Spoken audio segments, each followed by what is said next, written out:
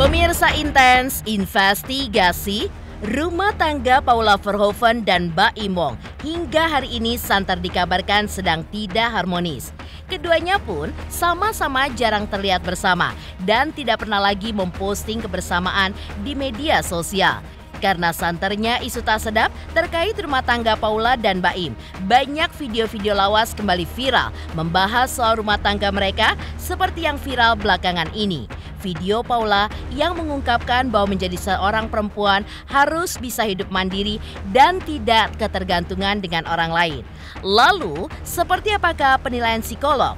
Benarkah hal itu adalah hal yang wajar bahwa sejatinya kaum perempuan harus bisa mandiri dan juga kuat? Benarkah kini Paula pun sedang tertekan karena tidak ada kesepakatan dalam hal keuangan dengan Baim Wong? Dan momen apa saja yang menunjukkan kejanggalan dalam rumah tangga Baim dan Paula? Di sisi lain, seperti apa pula Denny Darko sebagai ahli tarot meneropong isu keretakan rumah tangga Baim dan Paula? Benarkah Denny Darko juga melihat sosok Paula tertekan di mana berhubungan dengan masalah keuangan? Dan bagaimana pula Melanie Ricardo sebagai public figure sekaligus sahabat Baim dan Paula angkat bicara terkait rumah tangga sahabatnya itu yang kini sedang diterpa isu keretakan. Lalu, seperti apa pula bentuk dukungan Melanie Ricardo untuk rumah tangga Baim Wong dan Paula Verhoeven? Pemirsa, bersama Intens Investigasi, kami hadirkan kabar terkini, terpercaya, dan teraktual. Tetapi sebelumnya, jangan lupa untuk like, subscribe, dan juga share channel YouTube ini.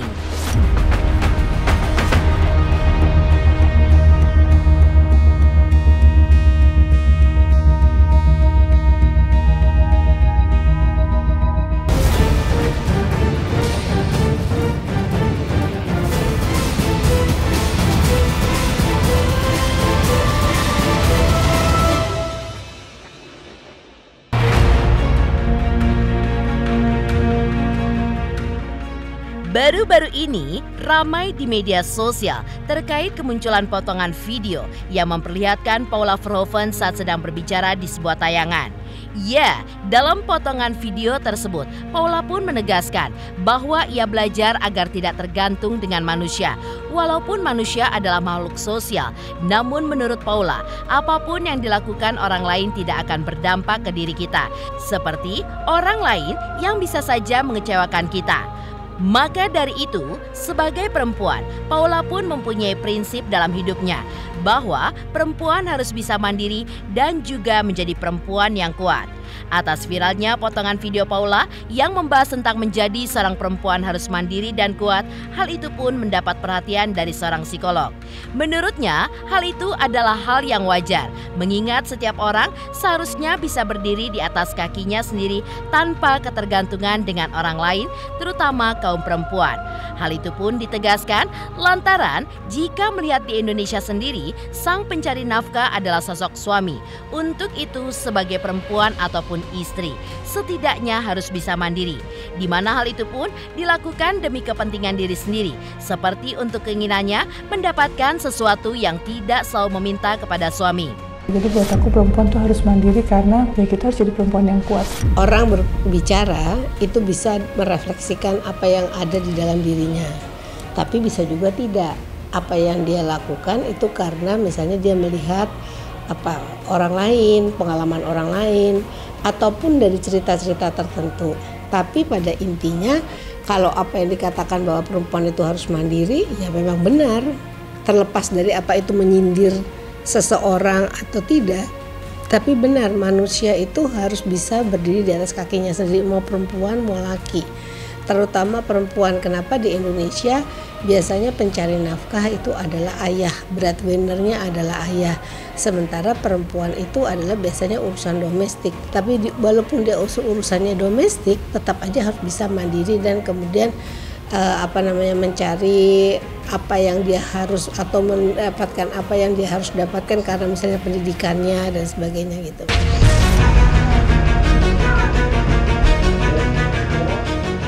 Selain video viral soal perempuan harus bisa mandiri, beberapa waktu lalu juga sempat viral soal uang untuk perawatan yang disinggung oleh Paula.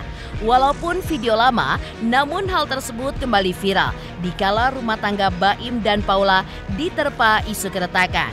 Menurut psikolog, mungkin saja Paula pun sedang mengalami tekanan batin karena adanya ketidaksepakatan yang berhubungan dengan keuangan, terutama dalam hal yang dibutuhkan Paula seperti biaya perawatan tubuh yang tentu saja dengan melihat hal ini, skala prioritas keuangan dari sisi Paula dan juga Baim sangatlah berbeda. Kalau mungkin biasanya kalau orang itu berumah tangga, tanggung jawab untuk mencari nafkah, termasuk tanggung jawab juga untuk kemudian memenuhi kebutuhan istri, ya, anak istri dan keluarganya itu pada di suami. Tapi mungkin pada saat tertentu suami itu mungkin punya limitasi, atau misalnya untuk keperluan yang urgent itu skala prioritasnya adalah ini itu ada dananya sekian. Tapi kalau misalnya untuk ini dananya akan lebih sedikit atau berkurang. Nah, bisa saja hal itu mungkin tidak sepaham, sehingga akhirnya kemungkinan timbul cerita seperti itu, atau dia berupaya untuk kemudian mencari sendiri apa yang dia butuhkan. Mungkin saja memang tidak sepakat, yang satu minta ini jadi tanggung jawab suami, tapi yang suami mungkin tidak merasa bahwa hal itu adalah hal yang penting dan urgent yang harus kemudian difasilitasi gitu. Bisa saja, bisa terjadi gitu. Makanya kalau di dalam kehidupan keluarga itu walaupun salah satu atau dua-duanya bekerja, harus ada kesepakatan. Yang kemudian mengatur ini, yang merencanakan itu siapa.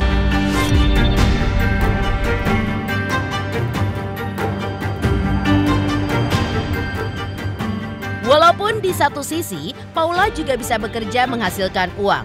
Namun, sah-sah saja jika Paula menggunakan uangnya untuk membeli apa yang ia mau. Namun, tetap izin dengan suaminya.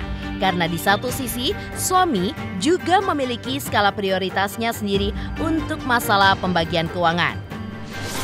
Kalau menurut saya, kalau dua-duanya bekerja, sah saja seorang istri itu memberikan apresiasi terhadap dirinya dengan membeli sesuatu, belanja sesuatu dari uangnya sendiri. Kalau menurut saya nggak ada masalah, asal tetap di dalam keluarga itu bilang sama suami bahwa saya ingin beli ini, saya ingin melakukan ini, jadi saya akan menggunakan dana saya sendiri untuk melakukan ini gitu.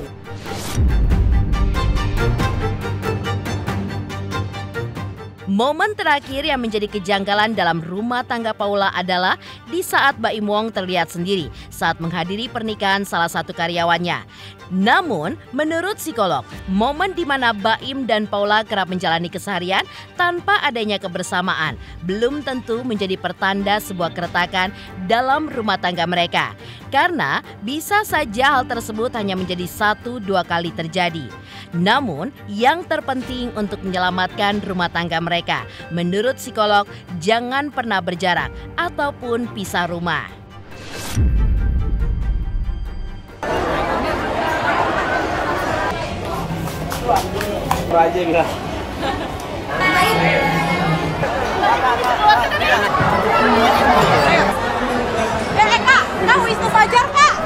Belum tentu kalau menurut saya. Kan kalau satu kali pergi aja kan belum tentu pasti rumah tangganya di ujung tanduk ya. Tapi bahwa dia pada saat yang bersamaan ada satu kegiatan dan sebagainya mungkin aja terjadi. Jadi orang itu nggak boleh melihat sesuatu lalu kemudian mengasumsikan hanya dari satu data atau evidence. Harus kemudian melihat dari seluruh kegiatan tuh yang kayak gimana yang kemudian bisa menyimpulkan sesuatu. Kalau tidak bahaya. Kalau menurut saya jangan pisah rumah, jangan berjarak, malah harusnya dibuka komunikasi seluas-luasnya sehingga bisa dibicarakan apa yang masih bisa kemudian dirubah dan kemudian diselaraskan. Saya selalu bilang kalau perkawinan itu yang penting adalah kemauan untuk beradaptasi pada situasi. Mungkin pada waktu belum menikah atau pada waktu masih lajang masing-masing bisa melakoni hobinya atau apa, tapi pada waktu sudah menikah mungkin ada hal yang kemudian harus diskala prioritaskan lebih dulu di dalam kehidupan keluarga. Nah, ini harus adaptasi yang biasanya pakai skincare tertentu atau biasanya pakai apa tertentu, barang tertentu, karena ini udah namanya keluarga dan kemudian ada anak dan sebagainya, mungkin prioritasnya jadi berbeda gitu.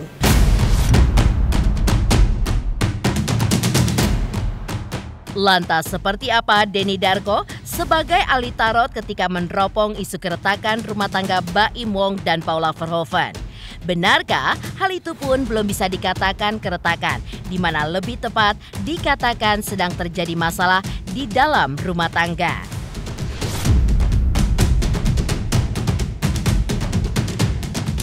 Halo guys, jangan lupa nonton Intense Investigasi sehari tayang 5 kali hanya di YouTube. Jangan lupa like, subscribe, dan komen.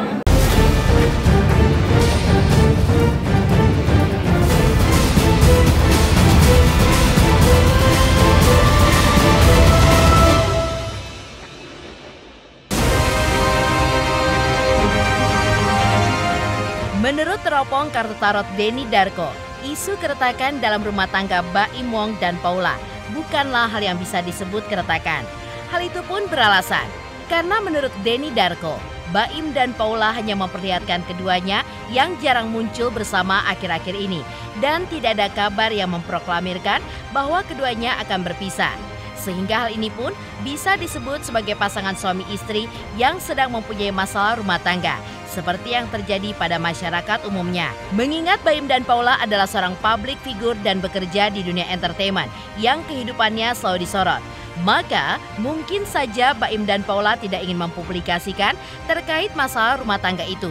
Sehingga warganet pun berasumsi bahwa rumah tangga mereka diambang keretakan. Apalagi baru-baru ini, Paula pun juga sempat menyinggung tentang kemandirian. Dari kartu Denny Darko hal tersebut diungkapkan, bahwa Paula seolah sengaja ingin menceritakan tentang siklus saat dirinya menjadi seorang istri, lalu menjadi seorang ibu dari 2 anak, dibandingkan memberikan pertanda tentang keretakan rumah tangganya.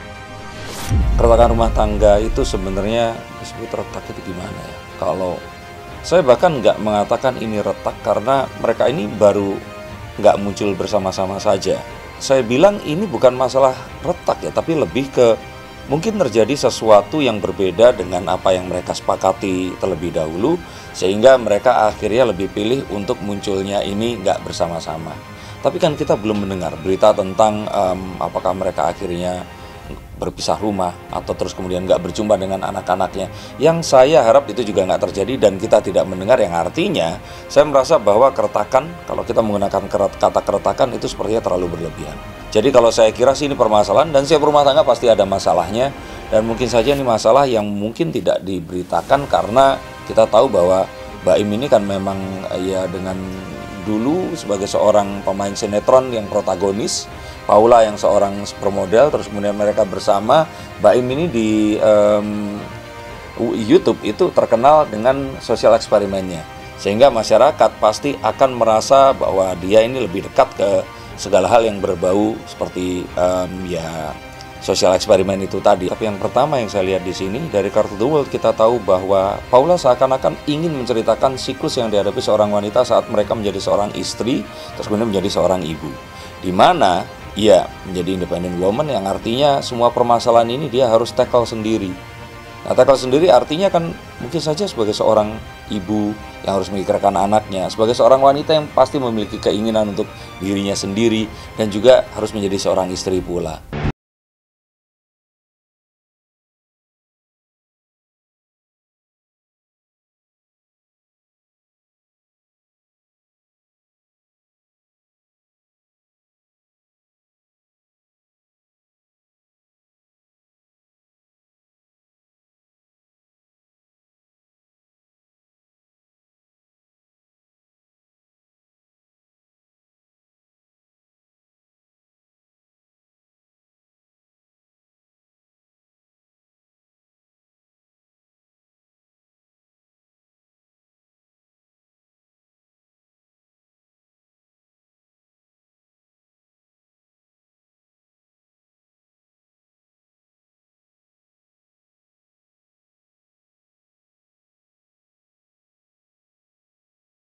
Suaminya.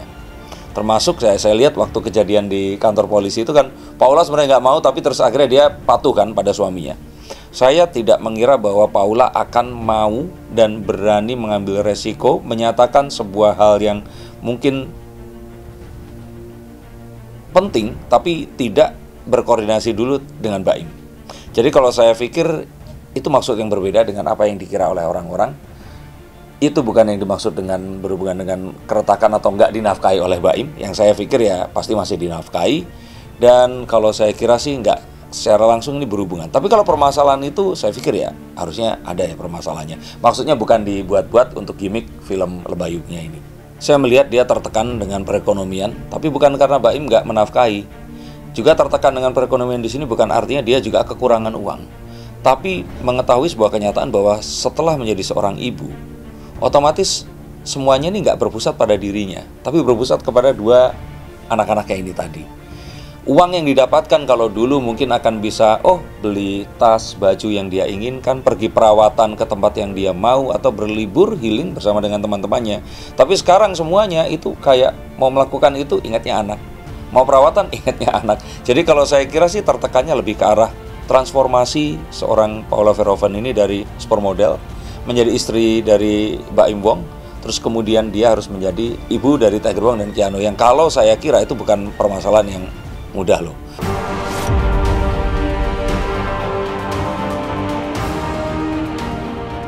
Lalu, bagaimana pula Melanie Ricardo sebagai public figure sekaligus sahabat dari Baim Wong dan Paula Verhoeven yang turut angkat bicara terkait rumah tangga sahabatnya itu yang kini sedang diterpa isu keretakan. Dan seperti apa pula dukungan Melanie Ricardo untuk rumah tangga Baim Wong dan Paula Verhoeven.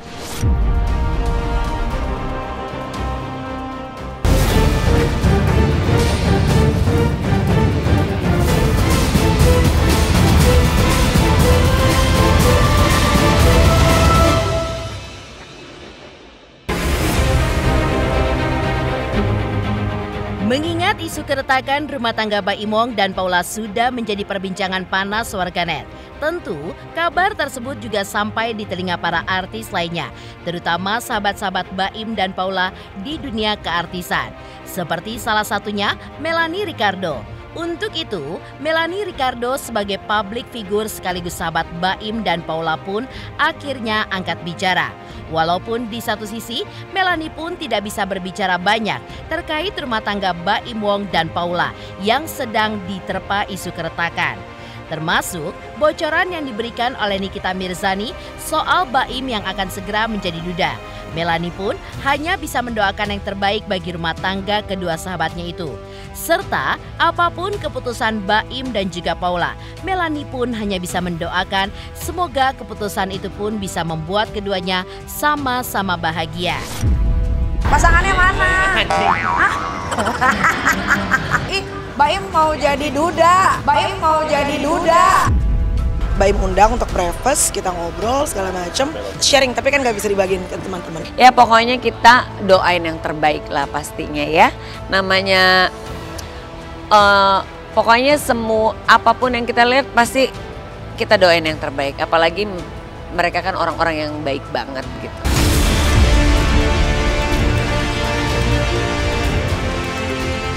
Demikian pemirsa, kabar terkini, terpercaya, dan teraktual yang kami hadirkan hari ini. Saksikan terus Intens Investigasi setiap hari Senin sampai dengan Jumat. Tayang 5 kali sehari dan Sabtu tayang 3 kali sehari, yaitu pada pukul 11 siang, 12 siang, 3 sore, dan 6 sore. Tentunya hanya di YouTube channel. Dan pastikan jangan lupa untuk like, subscribe, share, dan komen channel Intens Investigasi.